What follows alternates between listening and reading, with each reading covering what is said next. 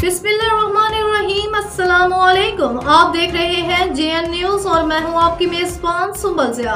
Bulletin का बकायदा आगाज करते हैं और शामिल करते हैं अब तक की अहम तरीन खबर। कायमपुर में तजावुज़ात के खिलाफ कार्रवाइयाँ महज मजाक बन चुकी हैं। वज़ीर आला पंजाब मरीम नवाज शरीफ के वाज़ेह अहकामात के बावजूद मुकामी इंतजामिया ने मुजरमाना गफलत का मुजाहरा करते हुए इन हिदायत को पांव तले रोंद डाला है। चंद रोज कबल इंस्पेक्टर हाईवे जावेद चट्ठा की क़यादत में नाजायज तजावुज़ात के खिलाफ दिखावे का ऑपरेशन किया गया। ढोंग ऑपरेशन में गरीबों को निशाना बनाया गया, जबकि बास अफराद को छूने की जरूरत तक ना की गई, जो हकीकत में सिर्फ एक ढोंग ही साबित हुआ। करप्ट माफिया और मफाद परस्त अनासर ने इस कार्रवाई को बेअसर बना दिया है। दुकानदारों ने अपने तजावुज़ात खत्म करने के बजाय नई मकरूद हिकमत अमली अपना ली, जो अपनी दुकानों के सामने रेडियां लगवाकर गरीबों का इस्तेहसाल कर रहे हैं और इनसे माहाना भत्ता वसूल कर रहे हैं।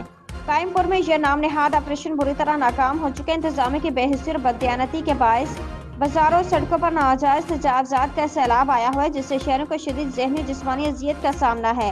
ये सूरत हाल कानून के धज्जे उड़ाने और हुकूमती रट को चैलेंज करने के मुतरादिफ है।